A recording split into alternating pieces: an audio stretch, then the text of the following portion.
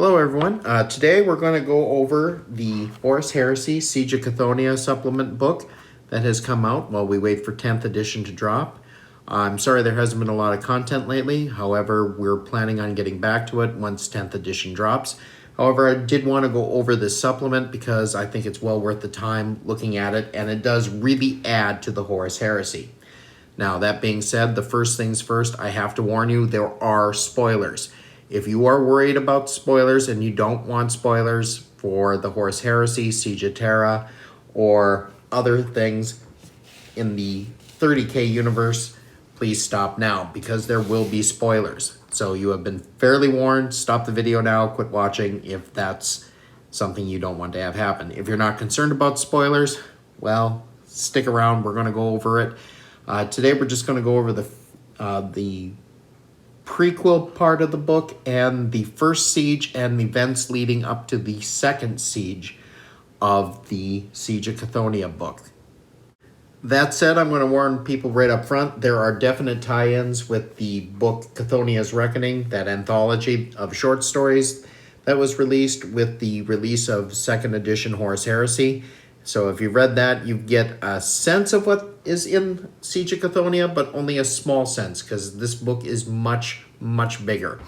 And I am going to give a spoiler alert right off the bat and just say I really, really enjoyed this book, and it is definitely, in my opinion, worth picking up.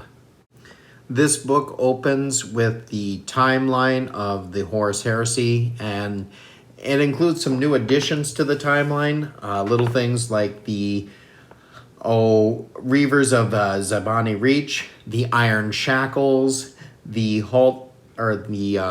burning of the Edeltar sector, and the halting of the Brahmin muster.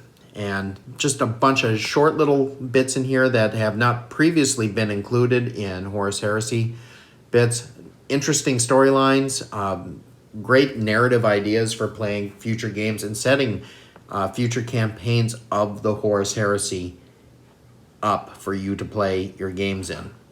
After the timeline, they start off with a little mini campaign that is nothing to do with Cthonia, but it speaks to the themes of this book. And this mini campaign is the Forcan campaign. It's the Iron Warriors were basically using this sector or this planet to extract minerals, promethium to fuel the war machine, and they left a small garrison there.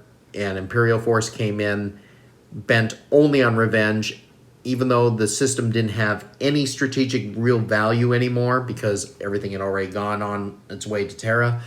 They fought it out, and basically the two forces destroyed each other. It focuses on the theme of this book, which is unbridled hate and spite, and how it leads to just total destruction, and how they once one side views something as important to the other, its strategic value goes out the window, and the importance of it and the lengths they go through to control or destroy it bears no resemblance on its strategic reality. And this is a theme throughout the Siege of Cthonia books, and they do a pretty good job with this little mini campaign they kind of lay out here in just like 3 pages in that. And like I said, it's a very good way to start your own narrative campaign. From here, we get into the first Siege of Cthonia. Again, this book is beautifully illustrated and laid out, as the Horus Heresy books have been. This book definitely harkens back to the original black books that Forge World used to put out for the Horus Heresy, and in terms of quality and just the layout. And this is something I cannot stress enough that I really, really, really enjoy. It's one of the things that drew me in the first place. And it is like this all throughout the book. So the first Siege of Cthonia goes into how Cthonia basically had a garrison of just 2 companies of the Sons of Horus. Horus declared rebellion. Cthonia was behind the direction where the War Master would be coming from. So the Imperium could not afford to let Cthonia fester at its back, afraid of raids constantly coming in from that way, considering they already had problems coming in from Paramore and Beta Garmin. So a force was decided to be sent to occupy Cthonia, And Horus himself was pretty much unconcerned with the planet. In fact, he even hinted that he thought of it as a strategic lure to draw more Imperial forces away from his advance on Terra. And so it turns out that the Praetorian decided to send a very large force to deal with the Chthonian forces and reoccupy the planet. Now, the Praetorian of Terra, Rogel Dorn, sent Evander Garius to be in charge of and control of taking over Cthonia. This was an officer with whom he was displeased, and this was seen partway as a slight. This was not a grand, glorious assignment, even though he had members of the Space Wolves, 13th Company, to help put this planet right, and members of the Adeptus Custodes. It didn't matter. They came in. The storyline's pretty basic. They came in, were able to just hammer the Sons of Horus. The Sons of Horus ended up fighting a scorched earth kind of campaign and then withdrew underground. And the Imperium was left in control of the surface. However, no sooner had they taken control of the surface than most of the Imperial forces were then withdrawn, and Evander Garius was left in control of the system with a vastly reduced force because the rest of the forces were needed elsewhere. So he was left in charge of Cthonia and was supposed to hold it for the Praetorian. And he wasn't exactly thrilled with this. And he immediately set about press ganging Chthonians into either making up a garrison force for him in the form of inductees, or as well as using them as a planetary defense force, and also raising them as solar auxilia to be shipped off to Terra and to other war zones of the Horus heresy. And the big thing was he was using the planet for inductees, which is a major factor in this campaign book.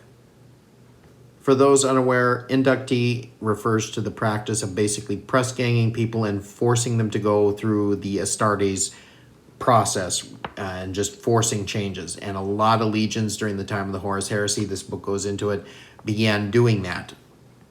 This book also includes rules for having inductee units brought in. For example, the Iron Hands did forbidden augmentations and forbidden technology experimented. And they have rules for turning tactical squads into these inductees with additional rules such as on additional weapon skill and ballistic skill, or they could suffer additional wounds because it's forbidden technology and it went bad. They have special inductee rules for every legion to just show how these people were basically conscripted in, forced in, and just mass produced, and were not the slow, steady development that created legionaries before during the time of the Great Crusade. These are just rush jobs, and they have a different outlook, which is a main feature of this book. The rules for these inductees are located in the back, and they're pretty good. I'm not going to go through each and every rule, but they're fairly good, very flavorful, and add a lot of narrative to this game. So the Imperials now hold the surface. However, the maze of tunnels in that are where the Sons of Horus are still at, and they are waging a guerrilla war against the Loyalist forces on the surface.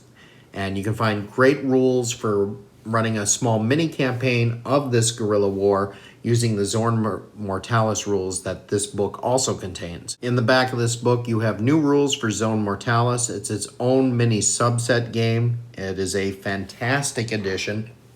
It comes with a number of core missions, along with a few apex missions that are based off of scenarios in the Siege of Cthonia that take place later in the story. I highly recommend you check this out. It is a fantastic system. If you want a more detailed review of the Zone Mortalis ones, I would recommend the Remembrancers Retreat podcast. They did a great review of that, as well as a lot of these Apex missions that are in this book. So if you get a chance, definitely check them out for further information. In addition to the guerrilla campaign going on, there's another option for playing games of Horus Heresy or a version of it. For those of you who like playing Necromunda, you might remember that Cthonia is basically a gang world. And these gangs were press ganged into the Luna Wolves that became the Sons of Horus. So you can also run scenarios of Necromunda set during this time, because some of the tribes and gangs cooperated with the Imperials and some of them weren't cooperative. It's kind of like in British history when they were dealing with Scotland with the Jacobite Rebellion. Some of the clans were actually friendly and some of them were not, and there was a lot of infighting as a result. And I think that's kind of a very cool dynamic, and you can set up a neat little mini campaign of just Necromunda if you're in the process of getting into 30k, into the Horus Heresy, and you're in the process of building, but you kind of want to jump in and start playing right away. You could have fights between these two gangs, one pro-Imperial or seen to be supporting the Imperials more than they should, and those more loyal to the Sons of Horus in the tunnels underneath. And it lends itself greatly to this style of play. Just a quick observation. The second siege of Cthonia is about to start as members of the True Sons, those of the Sons of Horus, who view Cthonia as a home world. Most of them are actually inductees for the most part, but they are longing for the traditional Chthonian values of honor and fighting, and don't really like what the word bearers have been bringing and the demon worship. As you can see in the Horus Heresy books there, you can kind of see this division forming even within the Sons of Horus themselves. Some, like Abaddon, really dislike the demonic allies in that. And this is a sect that is strongly against these new ways of war and are wanting more the old ways. They gather up a force to take back Cthonia, even as Horus goes to take Terra. And they've decided that, this is going to be their gift to Horus. Horus agrees to let them go against the advice, actually, of all people, the Alpha Legion, who then send a small detachment to accompany them. But also coming with them are the word bearers, elements of the Flayed Hand chapter. Under the personal command of Erebus. Erebus told them to go. The Sons of Horus really didn't want them because they represented these new ways that they disliked, but they couldn't quite turn down the forces. Add to that Dark Mechanicum forces of Voss and Cyclorath, and they were set to retake their homeworld, and they then set out to do just that. Evander Garius, holding the Cthonia, has not been completely idle. He has had a number of shattered legions, forces show up, reeling from the front line, and they've gone to Cthonia to raid the stockpiles in the armory and that, to restock, and also to grab inductees so that they can restock their legion and go back out. They even have remnants of the 5th Fellowship of the Thousand Suns show up. And then they've also been press ganging, 5,000 inductee from the local Chthonians, as well as just press ganging others into fighting as PDF forces and the like. So they actually have a fairly strong force, a lot more than what they should, because he's been rapidly raising these forces, part way to show Dorn that he can be trusted, and part just through sheer arrogance on his part. So the second siege begins with the traitor fleet arriving. Evander Garius sends out his fleet to challenge them, even though he's massively outnumbered, and he sends his fleet out there with the effort to try to knock out the Mechanicum transport arcs. His forces get in. There's a number of boarding actions, really close-in fight, so the traitors aren't allowed to use their superior numbers. However, the Dark Magi of the Cyclothrothic Tagmata are able to implement weapons that just pretty much punish the Loyalists and cause them to lose. Now, if you're going to fight this, redo this scenario, you would probably want to use a lot of Zone Mortalis missions to represent boarding missions, and with the new boarding actions terrain that GW produces, you're going to be able to do some pretty fun and thematic games of boarding action set in the Horus Heresy using the Zone Mortalis rules to replay this. So in the end, the traitor fleets are able to knock out most of the Imperial fleets. The remainder go into hiding, and then they take up position over the planet and get ready to begin the invasion and the second siege of Cthonia. And we'll cover that in a later episode. That's as far as we're going to go for today. Again, I cannot stress enough what a great book this is. It's written again in that future history style and filled with great information, great rules. I cannot recommend this book enough. Thank you for watching. If you have liked this video, please hit like and subscribe down below. Thank you.